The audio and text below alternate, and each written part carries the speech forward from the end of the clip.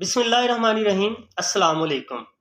बच्चे आज इस वीडियो में चैप्टर 5 के एमसीक्यूज देखेंगे, जिसमें सबसे पहले हमारे पास है the earth gravitational force of attraction vanishes at. ज़मीन की जो ग्रेविटेशनल फोर्स है वो कहाँ पे जाके ख़त्म हो जाती है, तो वो इन्फिनिटी राइट ऑप्शन है। किस तरह से? हमें पता है कि ज़मीन के गिर्द जो भी चीज़ है या दो कोई भी ऑब्जेक्ट जो होते हैं उनके दरमियान क्या फोर्स लगना शुरू हो जाती है।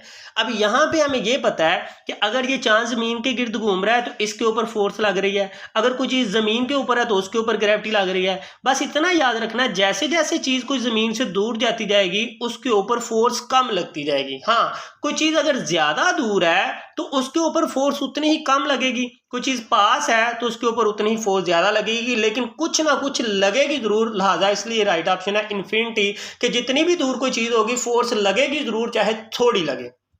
नेक्स्ट हम देखें, नेक्स्ट क्या बताया जा रहा है, value of g increase with the.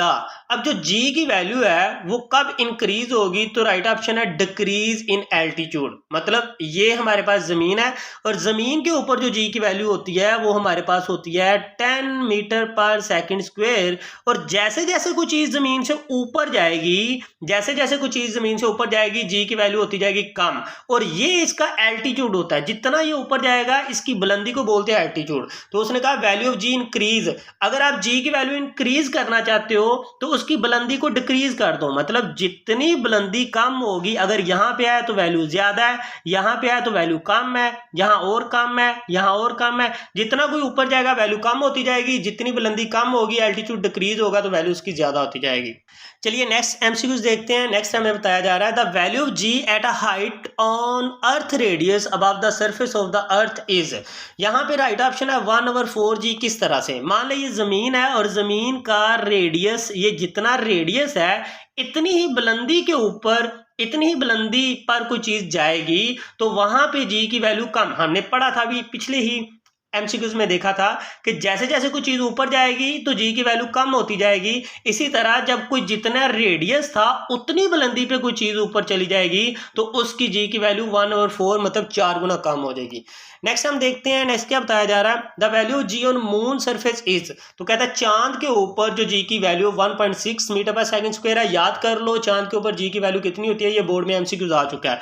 What will be the weight of, हमने वेट बताना है, जबकि मैस कितना दिया हुआ है, एक बॉडी है उसका मैस है 100 kg। तो यहाँ आपने बताना है इसमें राइट ऑप्शन कौन सा है। राइट ऑप्शन है 160। किस तरह से? देखें, ये चांद है, चांद के ऊपर किसी बॉडी का जो मैस है वो बताया जा रहा है 100 kg है, और यहाँ वेट फाइंड करने का फार्मूला W=mg। मैस यहाँ लिखेंगे कितना 100, और यहाँ पे जी की वैल्यूज नहीं दी है 1.6, इन दोनों को मल्टीप्लाई करेंगे तो 160 न्यूटन आ जाएगा। चलिए जी नेक्स्ट देखते हैं, the attitude of geostationary orbit in which communication satellite are launched above the surface of the earth is। तो यहाँ पे राइट ऑप्शन है हमारे पास 42,300 किलोमीटर। तो यहाँ बताया जा रहा है ये जो कम्युनिकेशन सैटेलाइट होते हैं जो जमीन से ऊपर भेजे जाते हैं और जाके जमीन के गिर्द घूमना शुरू हो जाते हैं, इनकी बुलंदी कितनी होती है, ये जमीन से कितना ऊपर होते हैं, तो ये 42,300 किलोमीटर दूर होते हैं। नेक्स्ट हम देखें, नेक्स्ट क्या बताया जा रहा है, the orbital speed of the lowest, the orbital speed of low orbit satellite is.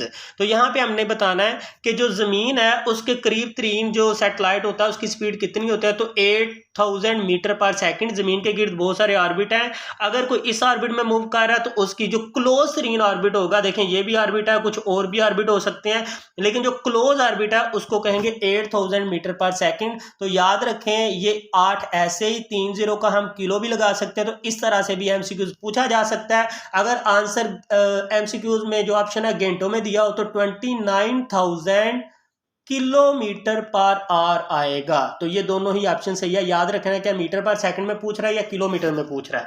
तो बच्चे अगर आपको किसी एमसीक्यूज की नहीं समझ आई या कोई कंसेप्ट नहीं आपको समझ आया तो आपका अगर कोई भी क्वेश्चन है तो कमेंट सेक्शन में पूछें, मैं इंशाल्लाह कोशिश करूंगा आपको उसका आंसर करने का। मिलते हैं नेक्स्ट वीडियो में, तब तक अल्लाह हाफिज।